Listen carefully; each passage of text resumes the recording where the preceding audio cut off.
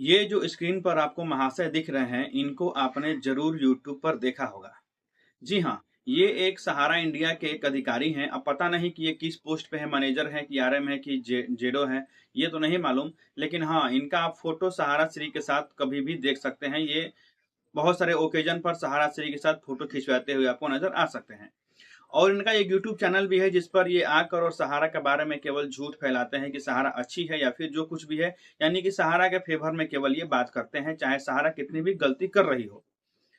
कल के डेट में इन्होंने एक वीडियो पोस्ट किया है अपने चैनल पर, जिस वीडियो में ये सहारा की फिर से वही बड़ाई करते हुए नजर आ रहे हैं और कुछ बातें बताते हुए नजर आ रहे हैं हमारे दर्शकों को। लेकिन बातों ही बात में ये अपनी मंशा भी जाहिर कर रहे हैं कि सहारा इंडिया का जो मंशा है वो क्या है।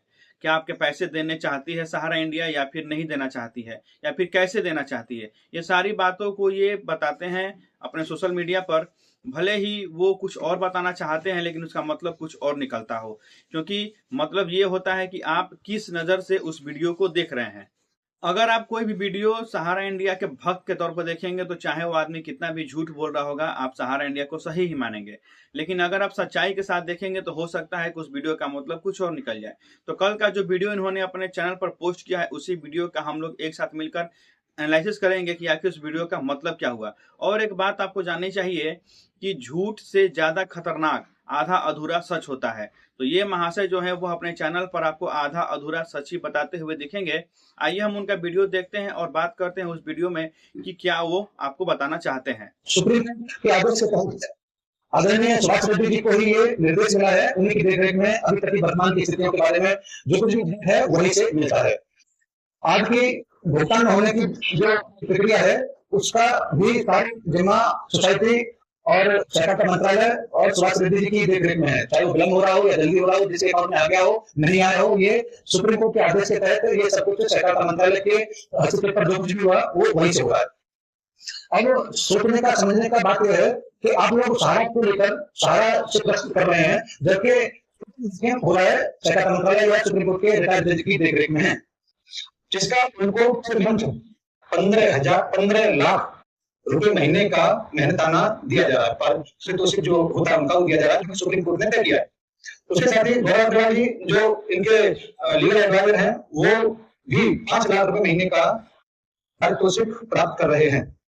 अब ये महाशय यहाँ पर हम दर्शकों को ब्लेम करते नजर आ रहे हैं। ये कह रहे हैं कि हम दर्शक जो है वह झूठ मूठ का सहारा इंडिया को ब्लेम कर रहे हैं कि सहारा इंडिया हमारा पैसा नहीं दे रही है, जबकि जो भी पैसा देने का काम है वह सहकारिता मंत्रालय का है। तो हम लोग को सहकारिता मंत्रालय को बोलना चाहिए, सहारा इंडिया को नहीं बोलना चाहिए। तो महाशय, मैं आपसे एक बात कहना चाहूंगा कि मैं भी एक सहारा इंडिया का जमा करता हूँ। सबसे पहले आप हमको ये बात बताइए कि जो फर्स्ट फेज का काम है, जब अपना हम ऑनलाइन डिमांड करते हैं सीआरसीएस पोर्टल पे, तो फर्स्ट फेज का जो काम है उसको वेरीफाई करना वो किसका काम है? सहकारिता मंत्रालय का काम है या फिर सहारा इंडिया का काम है? तो आप अपना काम अगर अच्छे से करेंगे तब तो हम दूसरे स्टेप पे जाएंगे। आप हमारा वेरीफाई अगर अच्छे से करेंगे तब तो हमारा पैसा वापस आएगा। आप अपना काम ही नहीं कर रहे हैं, वेरीफाई आप कर ही नहीं रहे हैं, तो फिर हमारा पेमेंट कैसे आएगा? और जब आप वेरीफाई नहीं कर रहे हैं तो हम ब्लेम किसको करें? सहकारिता मंत्रालय को करें कि आपको करें? क्योंकि सहकारिता मंत्रालय तो हम जा नहीं सकते हैं। हम सहारा इंडिया ब्रांच जा सकते हैं, सहारा इंडिया के एजेंट से हम रिलेटेड हैं, तो हम जहां तक हमारी पहुंच है हम तो उसी को ना ब्लेम करेंगे। सहकारिता मंत्रालय में तो हम पैसा जमा नहीं किए थे, हम सहारा इंडिया में जमा पैसा किए थे, तो हम ब्लेम भी सहारा इंडिया को ही करेंगे। सहकारिता मंत्रालय बाद में है, सबसे पहले हमारे लिए सहारा इंडिया ही है। जब हमने पैसा दिया है सहारा इंडिया को, तो हम सहारा इंडिया से ही पैसा मांगेंगे और आजीवन सहारा इंडिया को ही ब्लेम करेंगे जब तक हमारे पैसे हमको नहीं मिल जाते हैं। आप यहाँ बता रहे हैं कि सुभाष रेड्डी जी को 15 लाख रुपए महीने दिए जा रहे हैं, और जो लीगल एडवाइजर हैं गौरव अग्रवाल, उनको 5 लाख रुपए प्रति मंथ दिए जा रहे हैं ये काम करने के लिए। तो ये सवाल आपको ना उनसे पूछना चाहिए, ये सवाल आपको पूछना चाहिए कि वो लोग ये पैसे जो ले रहे हैं उसके बदले काम क्या कर रहे हैं, क्यों नहीं पेमेंट कर रहे हैं। आप सहारा इंडिया सीआरसीएस पोर्टल के साथ मिलकर जब आप काम कर रहे हैं, तो ये प्रश्न आपको ना उनसे पूछना चाहिए कि वो हमारे पैसे क्यों नहीं दे रहे हैं, क्या दिक्कतें आ रही हैं। तो आप तो पूछेंगे नहीं। और वो जो 15 लाख रुपए 5 लाख रुपए उनको दिए जा रहे हैं, वो भी हमारे ही पैसे हैं, न कि सहारा इंडिया अपने घर से उस पैसे को उनको पेमेंट कर रही है। वो भी सारे पैसे हमारे ही पैसे उनको दिए जा रहे हैं। तो आप जब उनके साथ कोलैबोरेट करके जब काम कर रहे हैं, तो आपको उनसे ये प्रश्न पूछना चाहिए कि जो आपका भुगतान किया जा रहा है पैसे का, तो फिर जो जमा करता है, जो गरीब जमा करता है सहारा इंडिया के, उनका पेमेंट में विलंब क्यों हो रहा है? ये आप पूछे सवाल, लेकिन आप पूछेंगे नहीं। सहारा इंडिया परिवार 3 साल 3.5 साल के बाद 50 वर्षों में प्रवेश करेगा, यानी कि गोल्डन जुबली ईयर मनाएगा 50 साल के बाद। और 50 साल पूरा होने की पूर्व संध्या पर डिफिशियंसी सहारा इंडिया परिवार में नजर आया, उनके अपने सरकारी सिस्टम में नजर नहीं आया। डिफिशियंसी हमारे भोले वाले छोटे तबके के जमाकर्ताओं में नजर आया। एसी के कमरे में बैठा हुआ व्यक्ति डिफिशियंसी अपने अंदर झांक नहीं पाया। डिफिशियंसी वर्तमान में जो सिस्टम चल रहा है उस सिस्टम में नजर नहीं आया। डिफिशियंसी हमारे कार्यकर्ताओं के अंदर नजर आया, जो कि पिछले 3 साल से भुखमरी के कगार पे है। चलिए, अच्छी बात है कि आज आपकी कंपनी 50 साल पूरे करने वाली है और अपना गोल्डन जुबली मनाने वाली है। तो भगवान करे कि आपकी कंपनी 100 साल चले, लेकिन एक बात ध्यान रखिएगा कि ईमानदारी से अपनी कंपनी को चलाइए। और आज आप जो कह रहे हैं कि सहारा इंडिया में ही केवल डिफिशियंसीज क्यों आ रहा है, सरकार जो है वह खुद निकम्मी है और खुद भ्रष्ट है, फिर भी वो सहारा इंडिया पर केवल डिफिशियंसी लगा रही है। तो एक बात बताइए कि जब आप गलती कीजिएगा तभी तो आपको कोई ब्लेम करेगा। आप इतने साल से अच्छा काम कर रहे थे, आप पे डिफिशियंसीज नहीं था, लेकिन आप सोचिए कि आज आप पे डिफिशियंसीज क्यों आ रहा है। और आप पे डिफिशियंसीज आ रहा है, ठीक है, तो फिर आप जमाकर्ताओं पे डिफिशियंसीज क्यों भेज रहे हैं? आप सरकार का गुस्सा हम पे उतार रहे हैं, सरकार आपको डिफिशियंसीज भेज रही है, और सरकार डिफिशियंसी नहीं भेज रही है, ये आप भेज रहे हैं। वेरीफाई सहारा इंडिया परिवार कर रहा है। आप पिछले वीडियो में बता रहे थे कि 900 वर्कर अब आपका वेरीफाई कर रहे हैं, हमारे जमाकर्ता को जो भी डाटा अपलोड किया गया है सीआरसीएस पोर्टल पर, उसको अब 900 जो वर्कर हैं वो वेरीफाई कर रहे हैं। तो 900 वर्कर का यही केवल काम है कि वो सब पे डिफिशियंसी भेज दे। डाटा आपके पास ना है तो आप डिफिशियंसी क्यों भेज रहे हैं? और डिफिशियंसी आप भेज रहे हैं तो फिर आप सरकार को ब्लेम क्यों कर रहे हैं? आप तो अपना काम अच्छे से कर नहीं रहे हैं, आपसे तो काम हो नहीं रहा है, आप केवल डिफिशियंसीज भेज रहे हैं।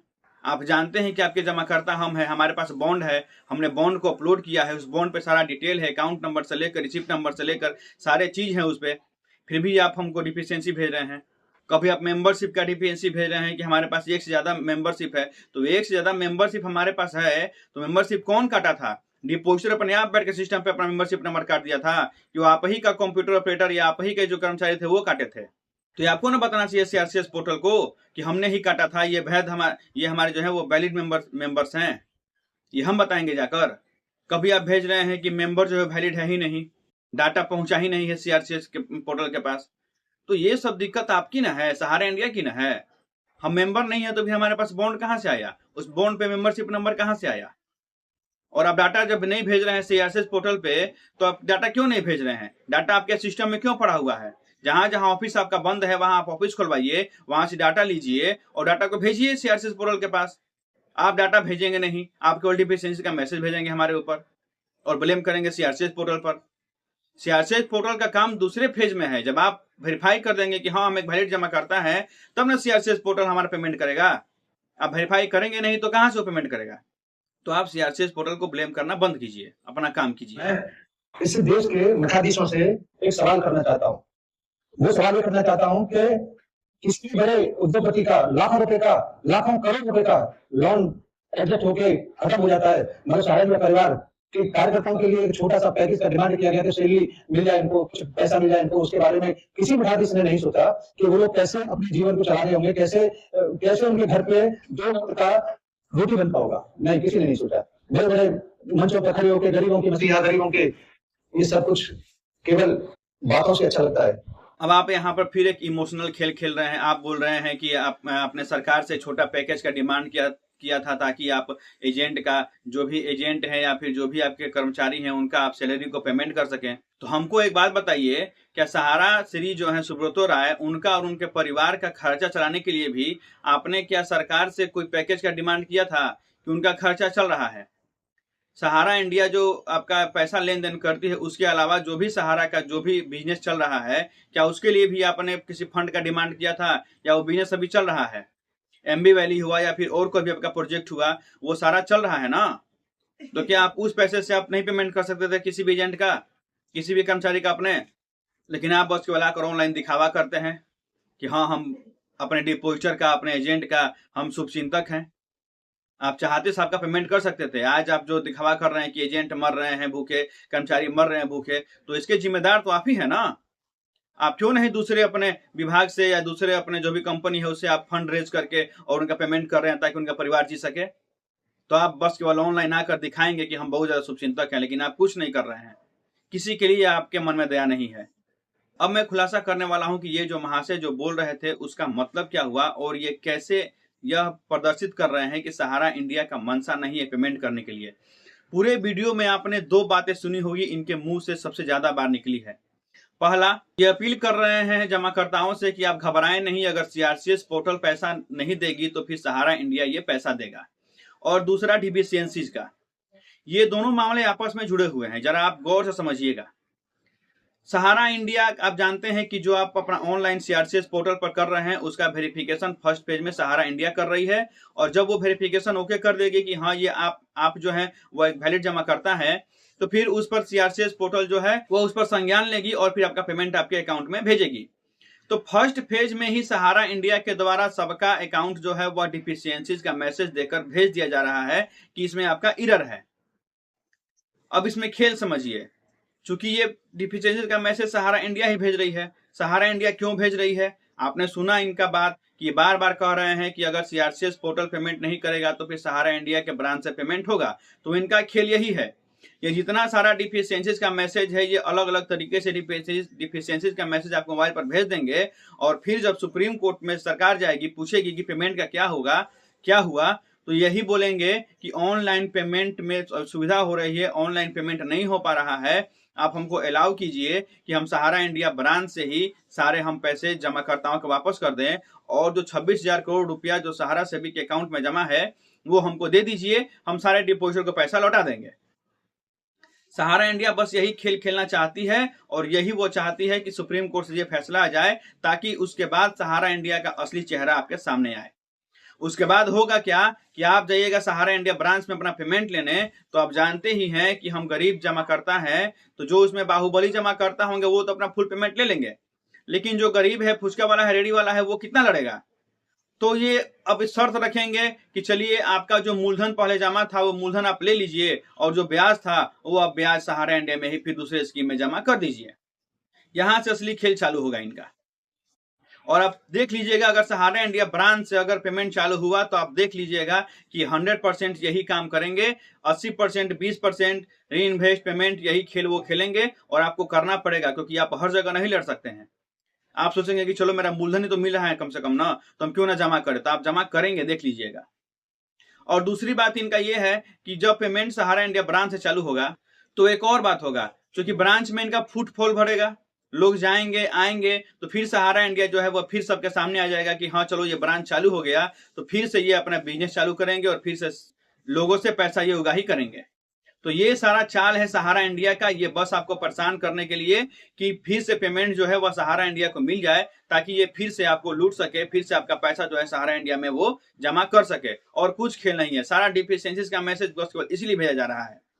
व्यापार की दुनिया में उद्योग समूह तो बहुत है, मगर सहारा इंडिया जैसा परिवार नहीं है। एक ऐसा परिवार जो सामूहिक भौतिकवाद में विश्वास करता है, एक ऐसा परिवार जो बाजार से अधिक व्यवहार को, संपदा से अधिक संस्कार को, कीमतों से अधिक मूल्यों को, संख्या से अधिक गुणवत्ता को, धर्म से अधिक राष्ट्र को और धन से अधिक मनुष्य को महत्व देता है। एक ऐसा परिवार जिसमें कोई कार्यकर्ता नहीं, सभी कर्मयोगी हैं, कोई मालिक नहीं, केवल अभिभावक हैं। विश्व के इस सबसे सुंदर, सबसे बड़े, सबसे अनुशासित परिवार के अभिभावक हैं श्री सुब्रत राय जी, जिन्हें हम प्यार और आदर से सहारा शिखर।